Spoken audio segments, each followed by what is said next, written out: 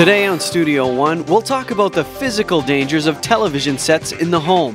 Also, a woman with 2 mallets and a drum can routinely pump up 12,000 fans. And your car gets just as dirty in the winter as summer. We'll show you how to keep it clean. From the University of North Dakota, this is Studio One, celebrating 25 years. Hello everyone and welcome to Studio One. I'm Monty Cashel. And I'm Ann Hook. And welcome to our spring season, first show of the spring season, and we're celebrating 25 years. This is our 25th anniversary this year, so excited about that. But as always, we've got some great content on the show today. And some of that is, we have a man that he built a 40-foot wall of ice. He built a 40-foot, why would he want to do that? He basically just took a hose to a cottonwood tree and just hosed it down for around 6 days and created this 40-foot wall. So when he is an avid climber, he's a big sports enthusiast, so he takes that and he just climbs up there. Good exercise, I guess. We'll talk to him in a little bit, but before that, parents often try to protect their children from what's on TV, but the danger could actually be with the equipment itself. We'll tell you about new injury statistics caused by TV tipovers. And parenthood can be scary. Even more stress can be added when a newborn is sent to critical care. Later we'll meet a doctor who works with a team to help ease the stress. Before we get to all of that, here's today's news with Ali Strand. Thanks, Monty and Ann. Olympic athlete Oscar Pistorius was charged for the murder of his girlfriend early Thursday morning. Police say they were the only 2 people in his home during the incident of the shooting. Pistorius' 9mm pistol was found at the scene. The double amputee athlete, known as the Blade Runner, became an international icon during the 2012 London Olympics. He represented South Africa in the 400-meter race. Police say there were previous allegations of domestic incidents. His girlfriend was famous in her own right as a model, law school graduate, and for speaking out against sexual abuse. The Dorner manhunt may have come to an end on Tuesday. Fish and wildlife officers spotted Dorner near Big Bear Lake, California. After multiple car chases, he took off on foot through the woods and locked himself in a cabin. Shots were fired from the cabin, wounding 1 officer and killing another. Police decided to chase Dorner out by starting the house on fire. That night, when authorities entered the burned-down cabin, they found charred human remains. They are still waiting for an autopsy to confirm the body is Dorner. In a world where the contrast between poverty and plenty grows sharper every day, a new study shows food waste has increased significantly. A report by the British Institution of Mechanical Engineers shows 30 to 50% of the world's food is wasted. Not only are individuals tossing out groceries, but spoilage caused by improper shipping and storage also contributes. Many large dining facilities have backup plans to make sure excess food does not go to waste. That if we have larger quantities of food, we actually take that and we have some disposable pans from them. We put it in there, we put lids on it, we date it, we label it, we freeze it, and then it goes down to the Northland Rescue's mission for them to use. The researchers also say the marketing of food plays a part. The strict use-by dates can result in perfectly good food getting tossed. Numbers from the Pentagon show more American military service members died from suicide than combat last year. 295 active duty troops died fighting in Afghanistan, and 349 Americans serving in the military killed themselves in 2012. That's a 16% increase from the year before. The Pentagon has confirmed the suicide rate is a crisis. They say it's the most since detailed record keeping began in 2001. They're in almost every home in America, and they come in many shapes and sizes. But this popular electronic could be a safety hazard to small children. Amanda Durbin is a mother of 4 children. Unlike most working parents, she finds herself able to work from home as a child care provider. With a full house every day, Amanda finds activities that get the kids' feet moving. Every day, especially with the child care in our home, we have dance time every day. But what seems like a harmless act could actually be a safety hazard. The U.S. Consumer Safety Products Commission says that each year nearly 13,000 children are injured from TVs tipping over, and every 3 weeks a child dies. This is a 31% increase over the last 10 years. We're thinking that these are occurring because we're starting to see a lot of flat screen TVs, and they're very top heavy. And so with parents that don't mount them to their wall or to the furniture that they're on, they're very likely to tip over. It's not only an unstable base of a flat screen TV, but also where the old, larger televisions are being placed. Some parents are placing them on furniture not suited to hold a TV. Children use these shelving pieces as a step stool or a way to get up and reach, and then in the meantime the unit tips over on them. Out of all the households with flat screen TVs, only 1 in 4 are mounted to a wall. It kind of makes your heart sink. I mean, knowing that not only do I have my own children in my home, but I also have other people's children that are trusting me to make sure that their children are safe also. It's scary. It'll make me think twice when it's flopping around on my TV stand. By taking the preventative actions suggested by safety experts, this can help TVs stay as a source of entertainment rather than a cause for concern. Because of its weight, a 36-inch television falling 3 feet creates the same momentum as a 1-year-old child falling 10 stories. And that's the news for now. Monty and Ann? Thanks, Allie. Well, I know those television sets can be really heavy, and you forget because they're sitting in the corner, you know, but boy, when you have to pick one up, sometimes it's just heavy. And they're kids and they like to be into trouble. They do. All right, we're going to hear from Kellen Peters over there in weather. He's going to give us more information on a storm that is a bit out of season. Kellen? Thanks, Ann and Monty. Yeah, I'm going to say a word that you're probably not used to for the month of February, and that's tornadoes. But that's what happened down in the southern part of the United States, in the state of Mississippi, and this was all caused by a low-level jet. You're asking, what exactly is that? And it is a fast, compressed air moving into an area, and these things are around 30 to 80 miles an hour. So this low-level jet was coming off the Gulf of Mexico, and with that was bringing a lot of warm, moist air into the area, and with that warm, moist air creates a lot of instability in the atmosphere, just a perfect ingredient for severe weather. So the area mostly fit was in southern Mississippi. In fact, 14 confirmed tornadoes happened in the area. In fact, we do have footage for one of those tornadoes. 200 homes and apartments were damaged or destroyed. Thankfully, however, there were no deaths recorded, just only 2 injuries. Now, the National Weather Service put out a warning 30 minutes in advance for the city of Hattiesburg. So city officials are very thankful too, because in the University of Southern Mississippi, tornadoes swept through the area. But thankfully, a lot of college students were away from town because it was Mardi Gras weekend. Now, looking at a temperature outlook over the next week, you can see that all the way from Michigan down to Texas and moving out west, it's going to be a little colder than average temperatures for the next week. However, hopefully you're traveling to the state of Florida, as that's the only place that's going to be projected to be warmer than average temperatures for this week. Looking at any moisture, you can see it's going to be the same story as it's been really the last week as well. Anywhere from the midwestern part of the United States, central, and moving out to the northeastern part of the states, that's really most of the activity is going to be. Very dry, however, in the southwestern part of the United States, moving out west into California, central California, and up to Oregon. That's where it's going to be the driest. Now, if we're going to be talking about tornadoes, I'm going to step off the screen for you so you can take a look. Our weather question of the week is, which part of the day are tornadoes most likely to occur? Is it A, in the morning, B, early afternoon, C, late afternoon and evening, or D, at the night? So you might want to stick around later in the show and find out the answer. All right, thanks, Kellen. Thank you.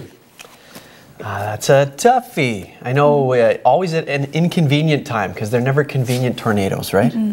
All right, let's turn now. We've got some sports highlights on deck, and we have hockey and Brian Gendro. Thanks, Monty and Ann. An athlete is taught many skills while playing a sport, from the basic fundamentals to complex strategies. With all this information, oftentimes the little things can get overlooked. One fine detail that has gained importance is teaching players to jump and land properly. A study from Science Daily shows female athletes are 6 to 8 times more likely to suffer knee injuries. These numbers have led many teams to implement programs designed to teach proper form. Some programs run for multiple weeks, targeting knee strength and proper technique while jumping and landing. We put a huge emphasis on our landing mechanics also, making sure that we're not landing stiff-legged and or with the knee going into a valgus. The term valgus describes an abnormal outward turning of the knee. Many programs have seen success decreasing knee injuries by 50% in the athletes who take part. It's now time for the Studio One Sports Trivia question. Who was the last team to repeat as Stanley Cup champions? Your choices there: the Toronto Maple Leafs, Dallas Stars, Detroit Red Wings, and the Pittsburgh Penguins. The answer to that question will be coming up later in the show. That's the sport. Monty and Ann? All right, thanks, Brian. In a new romantic movie, a young woman with a mysterious past relocates to North Carolina. Her love interest is played by Josh Duhamel in the movie Safe Haven. We'll preview that film. Also, cardiac surgeons work on one of our most important organs. Next, we'll meet a man who works to keep baby hearts healthy.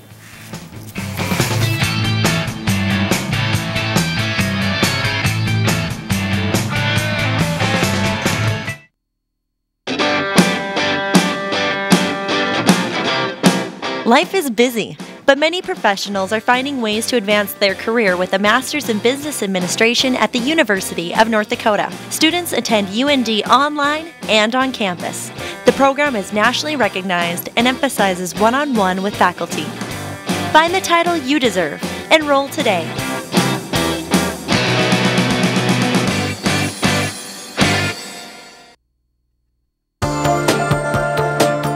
At the University of North Dakota College of Engineering and Mines, classes have real-life application.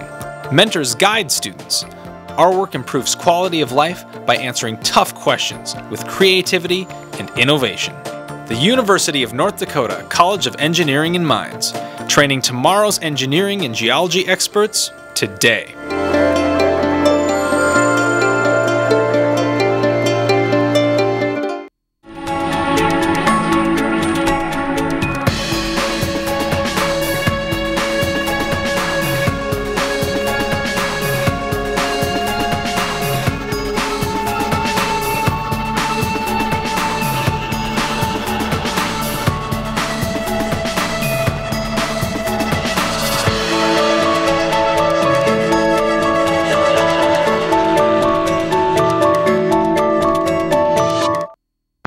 What does cancer look like? What about diabetes, heart disease? Medical laboratory professionals are a vital link in the treatment of disease and maintenance of health. They investigate clues found in the body that will direct patient care. The University of North Dakota's laboratory science programs are some of the most innovative, far-reaching, fully accredited programs in the nation. The UND School of Medicine and Health Sciences can help you become one of the few who see beneath the surface. This scene is familiar, but you and your friends are at risk. 1 in 3 Americans will die from heart disease or stroke. Think about it, 1 in 3. Every day, more than 2,000 Americans die from cardiovascular disease. The Million Hearts Initiative works to prevent 1 million heart attacks and strokes. Understand the risks, get active, and reduce sodium and trans fats in your diet. It's a silent killer, but now is the time to take control of your health. Learn more about making a heart-healthy future. Awarded the overall excellence in cable TV by the Northwest Broadcast News Association, this is Studio One. All True Hospital in Grand Forks recently added a cardiac surgery team to its neonatal intensive care unit. The team has already had 3 successful surgeries, and neonatologist Durga Panda is a part of that team. Thanks for coming on the show. It's my pleasure. Well, I want to talk about you first. When did you, I guess, know that you wanted to get into the medical field? I guess that is something that I didn't have a choice. I come from a family of doctors. My grandfather, my father, both of them are doctors, and so are my siblings. So to get into medicine was more like a natural process, but I did choose which field I wanted to go, and that was pediatrics before coming in, and no points for guessing it's from India. Why infants? I was in love with kids. It was more of like an interest in them, and also that I thought maybe they were a lot less complicated than the adults, and that's why I got into it. But I fell in love with this, and I never regret for a day what I chose. Sure. Well, speaking more about where you work, the neonatal intensive care unit, the team that you're part of, has started doing cardiac surgeries now. Right. And why did All True go down this path to do this? Oh, it's coming from the same point or same question that you asked me before, is that although it was a love for pediatrics, but neonatology was more of a passion. I wanted to go into that because I loved the whole thing so much. And I was trained at Children's Hospital of Los Angeles, and from there I was recruited here at Altru about 4 or 5 years ago to set up and develop the unit, for which we are very fortunate to have a very supportive staff and a very supportive administration. We developed slow, step by step, and we are very proud and very happy to announce that we have pretty much the cutting edge technology that is available anywhere in the world, including big centers like Mayo and Minneapolis. And what we did was go up step by step, and now very proud to announce that we can take care of any kid of any severity as good as anywhere in the world. Wow. Well, that's a huge claim. When you have to make that call to perform a cardiac surgery, what usually leads up to that? That's obviously not the first thing, the first solution. Good question. In fact, actually, I just wanted to take a step back and explain it to you that in NICU, the majority of the patient load is what we call as a premature babies. And premature babies, just for the fact that how God intended it to be, have a small little hole in their heart, which is natural for everyone, including you and me had it when we were small. And it's supposed to naturally go to a closure before they're born or right after they're born. So what happens is when they're born this early, the hole in the heart remains open. We have a lot of other methods, including medicine and non-invasive methods, where we can try to close it, and thankfully and luckily 8 or 9 out of those 10 kids that we treat closes on its own. It's that occasional 1 or 2 for multiple different factors stay open, and we don't have any other choice but to open it and close it surgically. Otherwise, we'll get into more trouble. So you're not the surgeon, but you're part of this team. Are you in there during the surgeries? Yes. In fact, this whole cardiac surgery in neonates, I mean, imagine just the fact that cardiac surgery is complicated enough, but it makes it like 10 times more difficult based on the fact that size and the tolerance power of a little neonate who's like barely 500 grams or 700 grams to tolerate this kind of a surgery. So it's not a one-man thing or one-woman effort. It's a whole team where we have to sedate the kid, make sure that he or she is in good shape or situation to get the surgery done successfully. Well, and as a layperson and a father, thinking of working on a little baby, to me, would be one of the most nerve-wracking situations to be in. How do you deal with that? It's not easy for us as well. It's part of it is the training in which we basically prepare ourselves. And to go back to the same thing at Altru is that not yesterday did we decide to go for it. It needed a lot of training, a lot of preparation, and a lot of other getting ready to the big event of doing this kind of a surgery. It took almost 1.5 years to 2 before we actually did the first one, and that is how much preparation it takes before we venture into something that's complicated. And so how much of a celebration happened after the first successful surgery? The celebration is in the success itself. Yeah. I think there is no bigger satisfaction or celebration in compared to looking into the parents' eyes and announcing to them that this has been a successful thing and your baby will live and function normally as any other kid. So that is, from my side and my team side, the biggest celebration we've had. You talked about these small people that you're working on. What is the biggest challenge with working with such a small person? The size, of course, brings in a lot of challenges, and I say challenges because every one of them we have overcome just by the sheer determination and of course the technology, which has gotten so much better over the last few years and the last decade more so.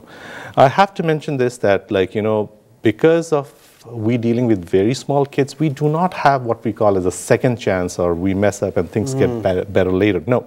What we have to do is to make sure that we do try all the proven technology, all the proven methods, and doubly sure before we venture into taking care of neonates, because they never give you a second chance, and we don't plan to use it anyways. Well, congratulations on the expansion and continued success in the program. Thanks for coming on the show today. Thank you very much. It's a pleasure.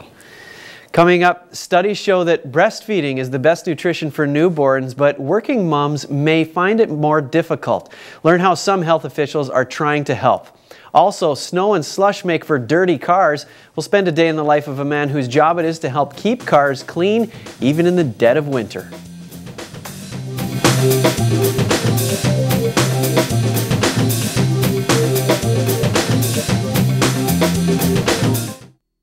Studio One closed captioning is underwritten in part by Options, your disability information source.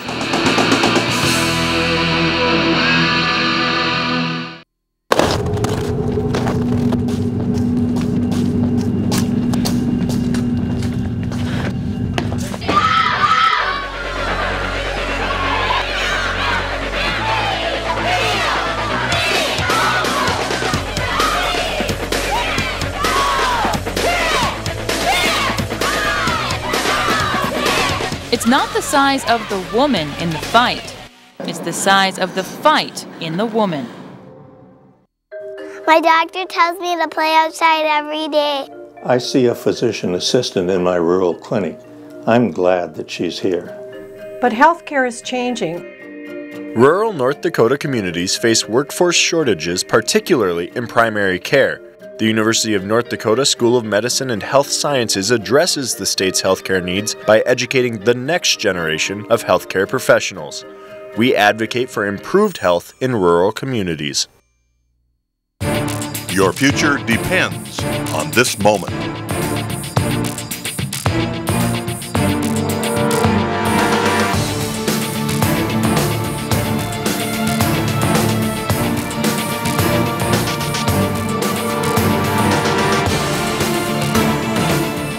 Take the path that leads to your future.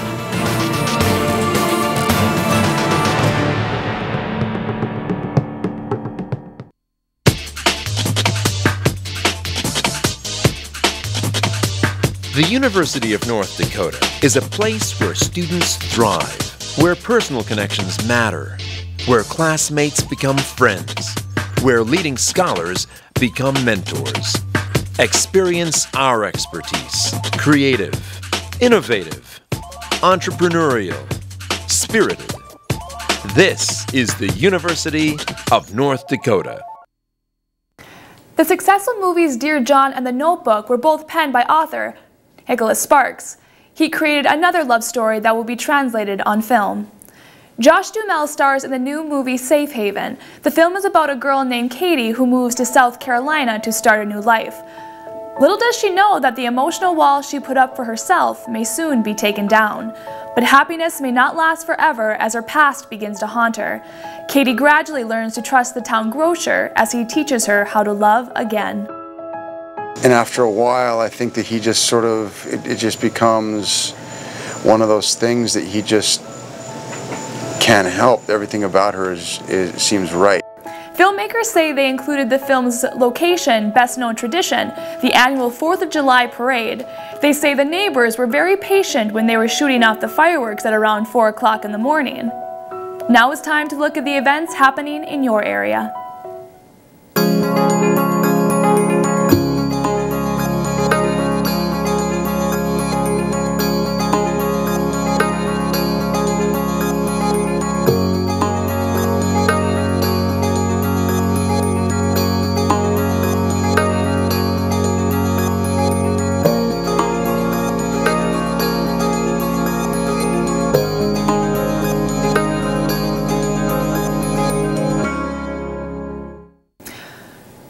Your car can get just as dirty in the winter as in the summer. Many people don't want to brave the cold just to clean their car.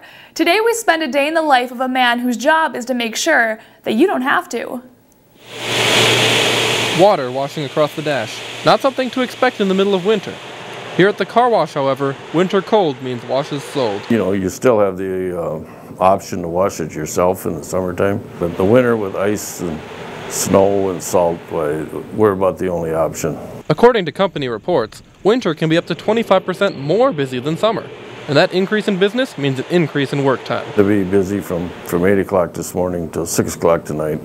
There'll be no break, just steady go.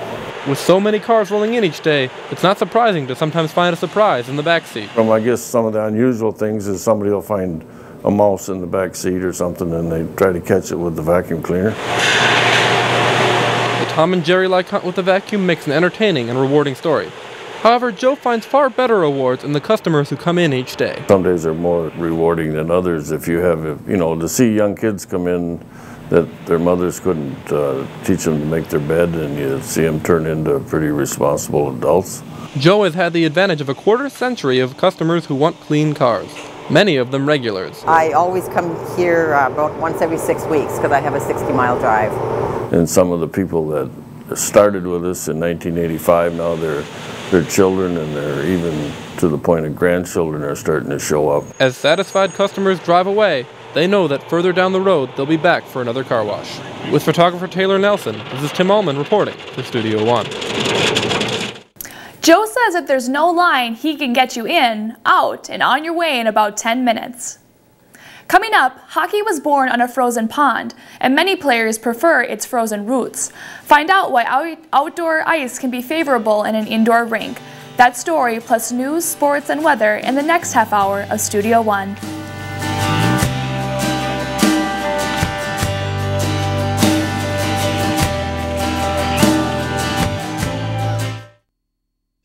Closed captioning for Studio One is underwritten in part by NDAD, helping others to help themselves.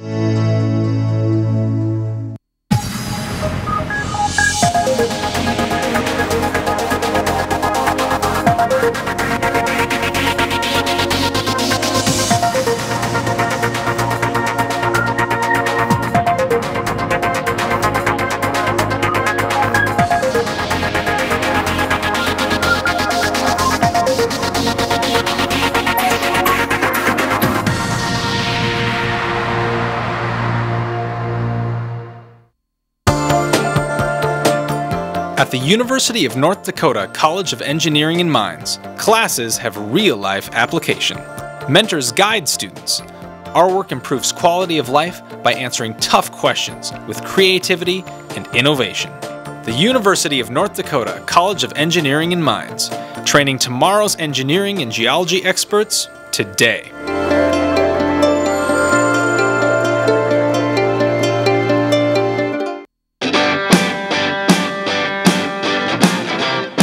Life is busy, but many professionals are finding ways to advance their career with a Master's in Business Administration at the University of North Dakota. Students attend UND online and on campus. The program is nationally recognized and emphasizes one-on-one with faculty. Find the title you deserve. Enroll today.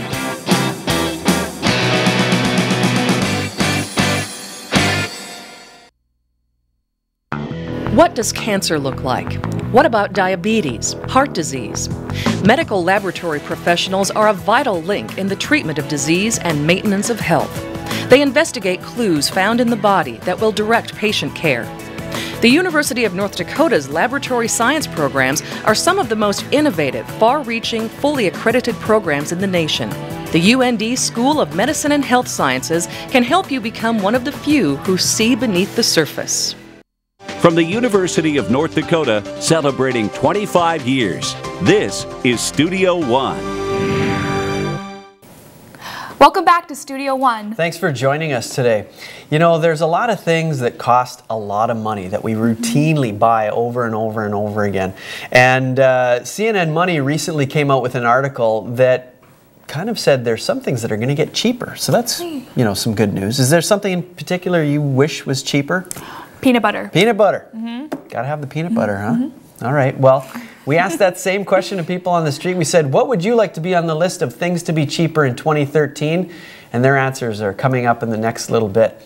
Also, in the next 30 minutes on Studio One, devoted fans are a vital part of a home game for any team. Meet one person who drums up enough passion for a whole arena. Also, convenience stores make life easier by providing many necessities in one stop. We'll show you one small town store that has taken convenience to a whole other level. And it is hard to be shut indoors during the winter. Later, we'll meet a man who chills cabin fever through a homemade outdoor activity. But first, here's today's news with Ali Strand. Thanks, Monty and Ann. Pope Benedict XVI announced his resignation on Monday, February 11th. The native of Germany says he will be stepping down at the end of the month. In his nearly 8 years as Pope, he has traveled around the world meeting people of all faiths, focusing on helping those in war-torn parts of the world. Spokesmen for the Pope say he is not suffering from any disease, but he feels he does not have the strength to continue as the church's leader. A cruise ship in Alabama is expected to dock on Thursday after a 4-day engine failure. The passengers and crew say the filthy conditions on the boat made the experience a nightmare. Carnival Cruise Line says they are canceling 12 future voyages for the ship. Former Army Staff Sergeant Clint Romeshay received the Medal of Honor on Monday. The North Dakota resident was recognized for his actions during a deadly attack on his unit in Afghanistan in 2009. During the attack, Romeshay was wounded by a rocket-propelled grenade. He is the 4th living person to receive the U.S.'s highest military decoration for actions in Afghanistan. America could be considered the melting pot of religions, but a new study confirms that many people in the United States do not have a religious affiliation. A recent Gallup poll shows almost 20% of people do not claim a religious identity. Asians and young adults were most likely to choose the none category. Some say the steady increase may have an explanation. What would it be? Snowball from there. I feel like there are more distractions out there today that maybe prevent people from wrestling on a deep level with what they believe and what is true. And college is a time to really determine what you believe and why you believe it. Although there has been an increase of people choosing the none checkbox over the past 5 years, 2012 did show signs the trend is slowing. Boredom on the job is often perceived as negative, but research shows it could be a bedrock for creativity. A study done by the University of Central Lancashire in England shows passive, boring activities like attending meetings or reading leaves room for daydreaming. In return, it allows the mind to be more creative after the boring tasks. The researchers say if work is too hectic and stimulating, creativity can be squashed. They say a small amount of downtime on the job can be good. It's a mother's job to create a nurturing environment for her children. One new movement is creating an opportunity for moms to do that outside the home. Parents have deliberated the best methods of childcare for centuries. One of these long debated topics is breastfeeding. Although 8 out of 10 moms are breastfeeding out of the hospital, the number drops down to 15% after 6 months. Many attribute this to mom going back to work. I'm a working mother, so working was also a big factor in it. How was I going to be able to continue to breastfeed at the same time as working? In 2007, only 26% of businesses reported having a program or designated space for moms to breastfeed. But a federal law passed in 2010 now requires businesses to accommodate nursing mothers. This is a law that they have to follow. They have to help accommodate moms that are going to be breastfeeding. A primary concern expressed by businesses is that implementing a program supporting moms who choose to nurse will be expensive. Burbank urges that all moms really need is a private sanitary room which they can access on their already scheduled breaks. Moms want to breastfeed. They just need help. They need us as work sites. They need society to help support them in that cause. The U.S. Department of Health and Human Services says breastfeeding can help the baby by reducing the risk of ear and respiratory infections, diabetes, and obesity later in life. I feel like it was a privilege to be able to not only give my children life, but to give them nourishment after they were born. So I think that it's important to support moms who make that choice. With 75% of modern moms being working moms, the support of their workplace can make all the difference for those who believe that breast is best. This is Olivia Fox reporting for Studio One.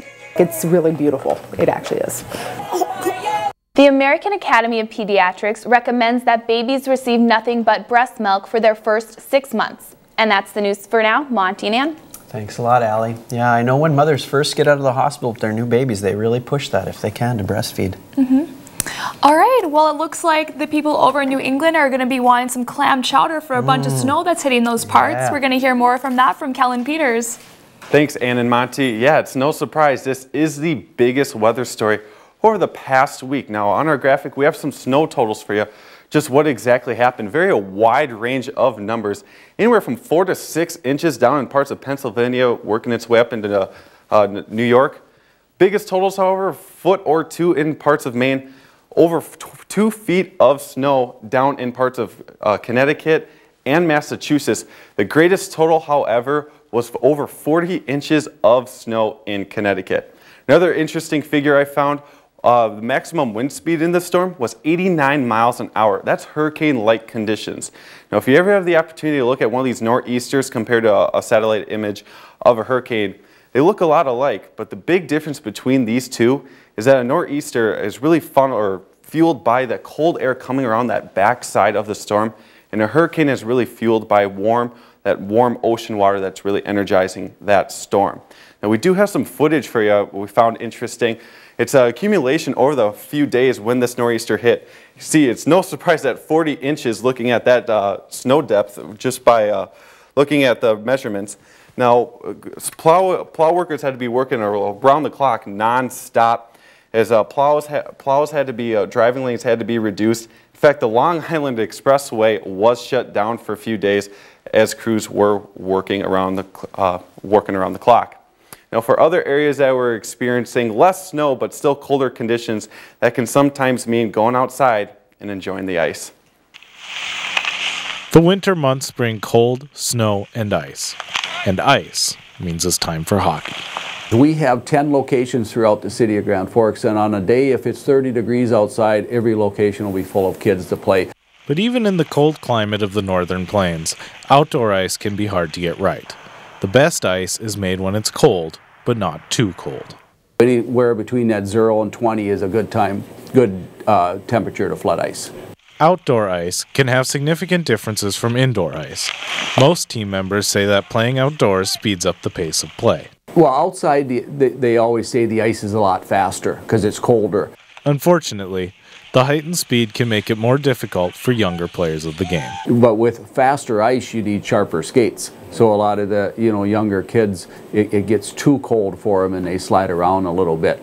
Being outside during the winter may not be most people's idea of fun, but the cold snow and ice won't last forever, so hockey players enjoy it as long as they can. I'm Jonathan Metz, reporting for Studio One Weather. Now, it doesn't matter what age you are, you can always still enjoy playing the game of hockey on the outdoor ice. In fact, our University of North Dakota recently went down to Omaha, Nebraska, where they played a game on the outdoor ice where the College World Series is held. Now, earlier with our weather question of the week, I'm going to step off screen for you so you can take a look at the answers just one more time. And which part of the day are tornadoes most likely to occur? Is it A in the morning, early afternoon, late afternoon in the evening, or D at the nighttime? In fact, the answer is C, late afternoon into the evening, around that 4 o'clock to 9 o'clock time when the sun setting can create some unstable conditions for the atmosphere. All right, thanks, Kellen. Thank you. All right around supper time, huh? Mm-hmm. Keep your eye open for tornadoes coming to town. All right, let's turn to sports one last time, and Brian Gendro. Thanks, Monty and Ann. Music sets the tone at live sporting events. The band in one arena wouldn't be complete without a particular member, her instrument, and her upbeat attitude. In this arena, there are sticks creating energy for thousands to feed off of, but they don't score goals. She celebrates them. I like to think I do. I like to think I hold a little bit of responsibility in pumping the crowd up. Sarah has supplied the pulse for fans at the Ralph Engelstad Arena for 4 years.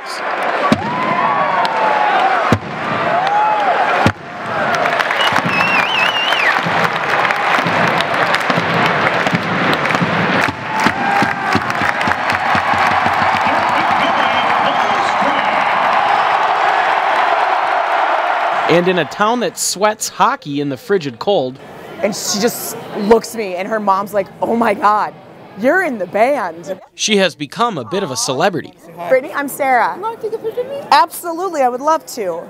She gets a kick out of the way you hit the drums. Thank you. I love you, you're funny.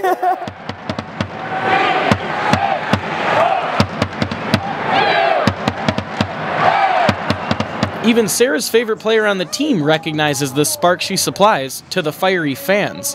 Since freshman year, I've I've remembered her banging on the drum before the national anthem starts, and we kind of play our video montage, and everyone starts slow clapping to that drum beat. It's one of those moments where you're like, wow, this place is pretty crazy. It's pretty special. I just kind of do what I love to do, and I get recognized for it, and I guess I don't really realize how big of an impact it makes. Fans show up with spirit and a common goal. It's Sarah's job to get them all marching to the beat of the same drum. Sarah will pass the drumsticks down the line next year. She plans to graduate in May of 2014 and then join the Peace Corps. Now the answer to this week's Studio One Sports Trivia question: who was the last team to repeat as Stanley Cup champions? The answer is C, the Detroit Red Wings. That was in '97 and '98. That's a sport. Monty and Katie? Thanks, Brian.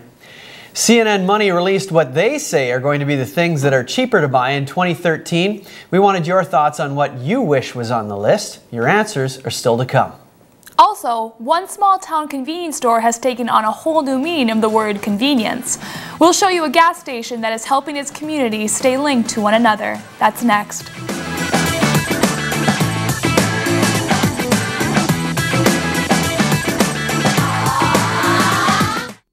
This scene is familiar, but you and your friends are at risk. 1 in 3 Americans will die from heart disease or stroke. Think about it, 1 in 3. Every day, more than 2,000 Americans die from cardiovascular disease. The Million Hearts Initiative works to prevent 1 million heart attacks and strokes. Understand the risks, get active, and reduce sodium and trans fats in your diet. It's a silent killer, but now is the time to take control of your health. Learn more about making a heart-healthy future. At the University of North Dakota College of Engineering and Mines, classes have real-life application. Mentors guide students. Our work improves quality of life by answering tough questions with creativity and innovation. The University of North Dakota College of Engineering and Mines, training tomorrow's engineering and geology experts today.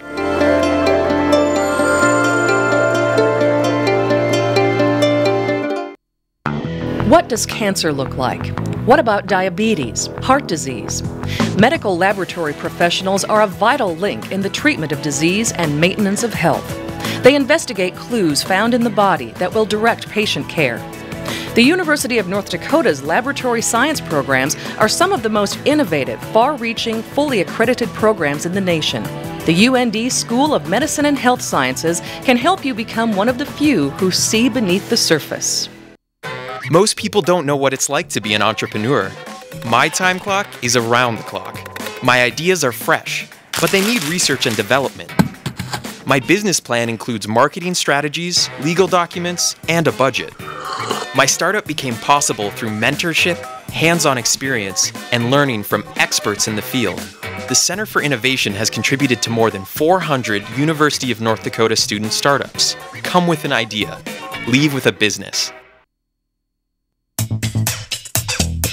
Your source for news, weather, and entertainment. From the University of North Dakota, this is Studio One.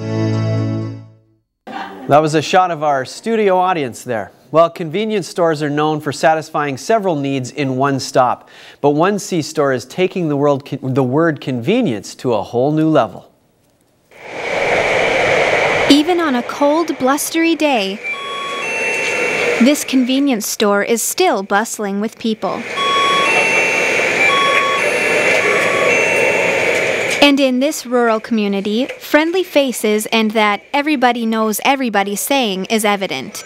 It's a nice community. You go and shop, they know you, they know you by name, people help you out. It's a great town. This gas station in Crookston, Minnesota is your typical one-stop shop for regulars and out-of-towners. We have about 25 employees and, like I say, open 24 hours a day, so making sure things run smooth. Convenience stores are known for being open 24/7, having car washes and selling gas. But in this small town, this store has one more special service to offer. People are really happy to see that there's a taxi service in town, particularly on the weekends. It's very nice that it's good price. Rick has been a part of the community for 66 years. He used to be a fireman.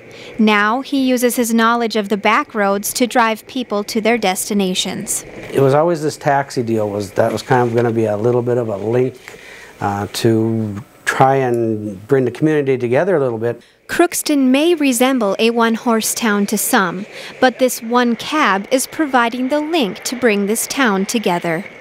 I'm Stephanie Shire reporting for Studio One.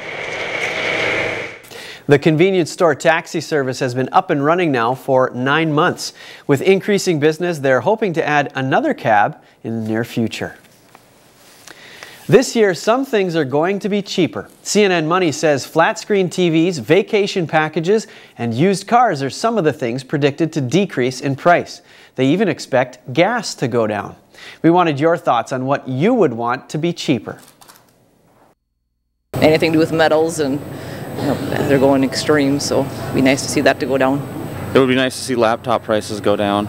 Well, everything's overpriced, but mainly gas, yeah. Diapers, wipes, everything adds up quick when you're trying to get by on somewhat of a low budget, you know. Formula is really expensive and doesn't get any cheaper, it seems like, ever. If people are educated, then our economy will always grow because people are better versed in their topic of choice, and so therefore more productive citizens. So yeah, tuition's always a good one. If gas goes down, that'd be fantastic, but the price of groceries has skyrocketed, so yes, I'd like to see groceries go down.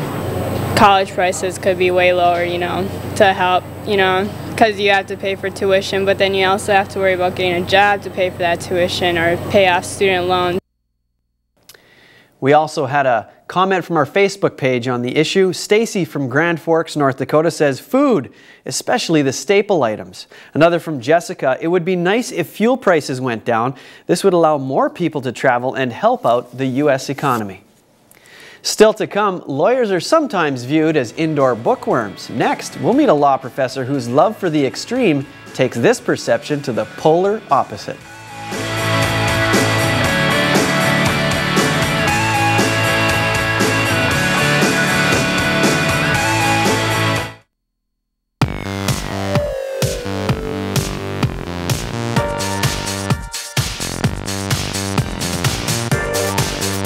Studio One is a television show produced by students at the University of North Dakota. You can be a part of the graphics team, the marketing team, news team, programming team, production team. Training never ends. You get to produce guests, you get to do the reporting side of it. It's really worth the experience. You will not regret it.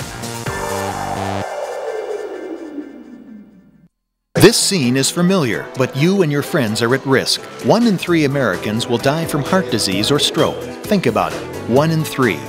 Every day, more than 2,000 Americans die from cardiovascular disease.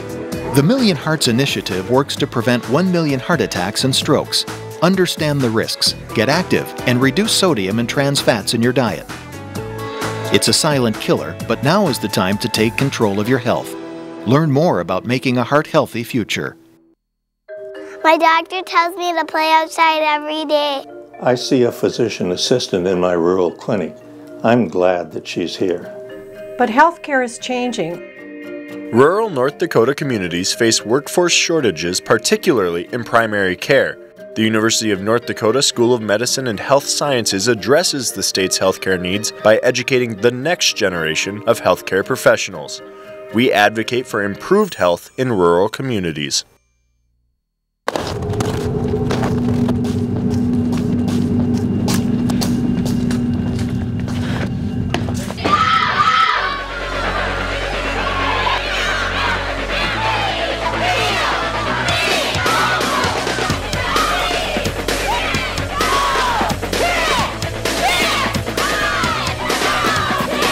It's not the size of the woman in the fight, it's the size of the fight in the woman.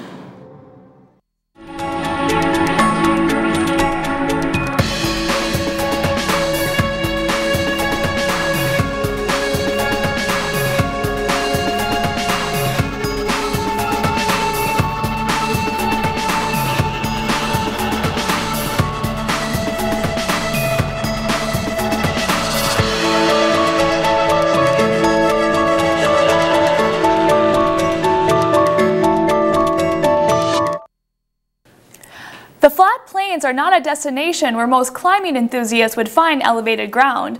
Most would travel elsewhere to get the rush of climbing higher heights. Ice climber Jim Grijalva built an artificial structure that recreates the real-life experience of ice climbing. Thank you so much for being on the show today. Thank you for having me. Well, first off, I have to ask you, where did this passion for extreme outdoor sports begin? A long time ago. As a kid, started hunting and fishing, and that kind of morphed into canoeing and whitewater kayaking and mountain biking and eventually climbing and ice climbing. So where are some famous places that you have climbed? Oh, I've climbed in a number of places around the western United States and Canada. Also in Alaska. I spent about 11 years in Alaska, so I've been all over the western United States. Mm-hmm. And I can almost imagine just like the rush of adrenaline that goes through you, like when you're going through the process of climbing a mountain. What's the actual feeling when you reach the top of the summit? Well, you know, one of the things on the way to the summit is that living in the moment. That you know, in a fast-paced life, we're always thinking about yesterday and today and tomorrow. And the focus that you need in an extreme sport is you're on the edge of safety or not safe, and so you got to focus on that clear goal. And when you get to the top, then that adrenaline rush kind of floods through you. You feel successful, you feel good, and hopefully turn around and do it again. So how do you engage others to climb in the prairie? Well, that's part of the live in the moment, right? The idea that, well, we don't have a lot of gravity sports here like whitewater kayaking or mountain biking or climbing. So if we can create the opportunity without having to drive 10, 12, 16 hours, it's a good opportunity. And so the idea for the ice wall was really to give us something close to town that was fun and challenging and different. So really, how did you get the idea? Who came to you and said, you know what, I really just want to make 40 feet of ice? It really was an offhand comment that a rock climber friend of mine made, that some people sometimes will put a hose up into a cottonwood tree and let the water run down the bark, and then that forms into ice, and then you can climb that.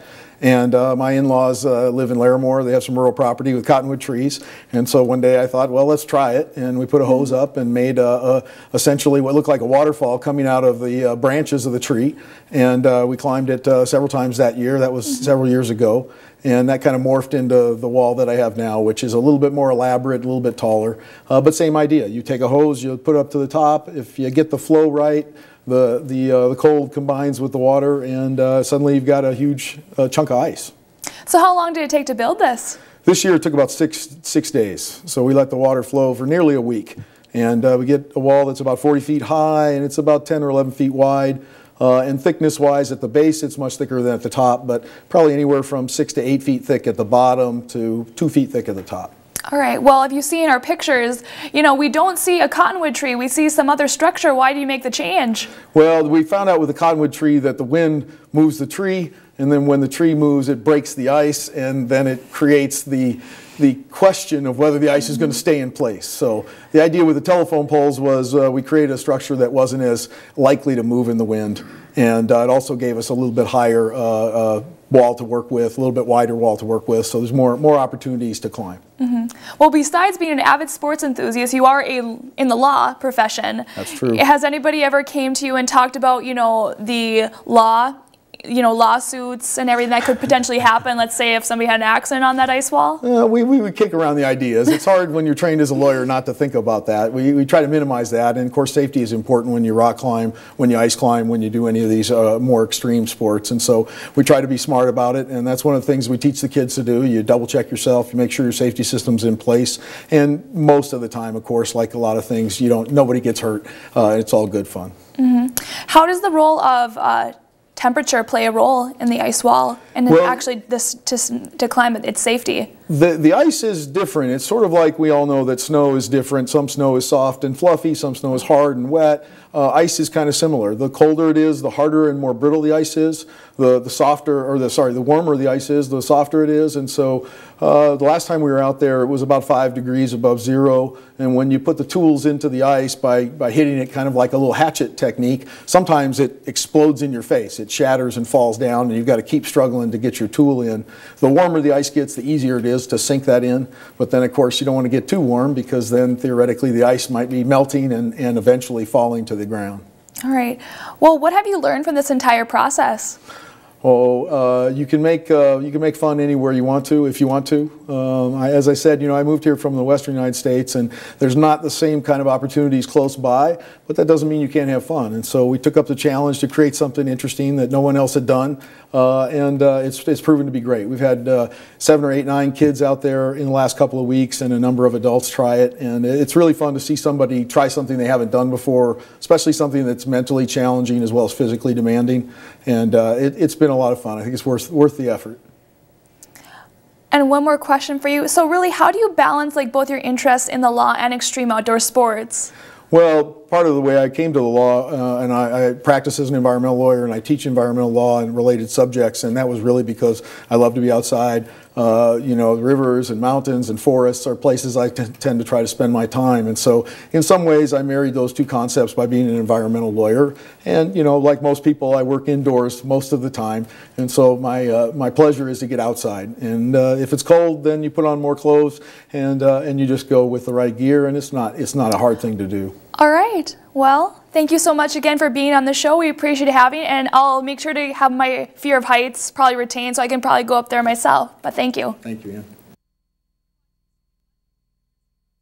We'll be right back after this. Closed captioning for Studio One is underwritten in part by NDAD, helping others to help themselves.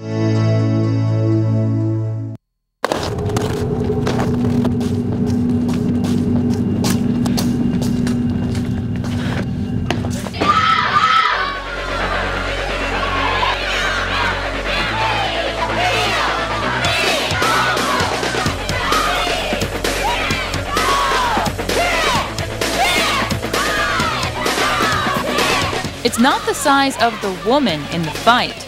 It's the size of the fight in the woman.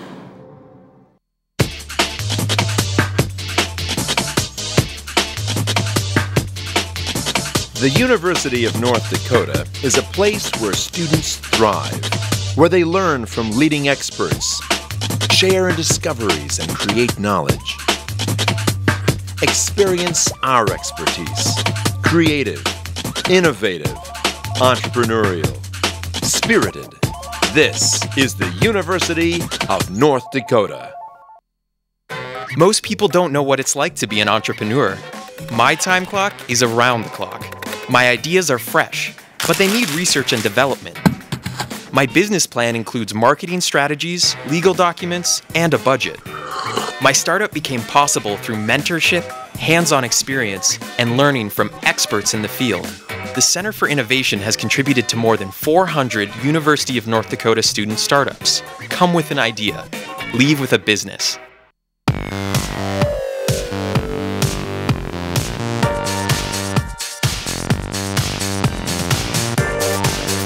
Studio One is a television show produced by students at the University of North Dakota. You can be a part of the graphics team, the marketing team, news team, programming team, production team. Training never ends. You get to produce guests, you get to do the reporting side of it. It's really worth the experience. You will not regret it.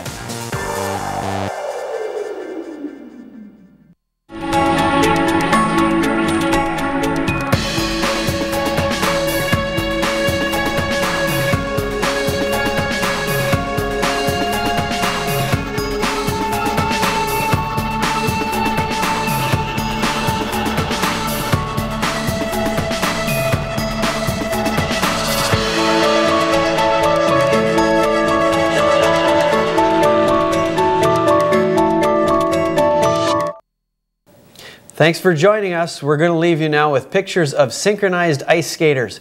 From all of us here at Studio One, have a great week.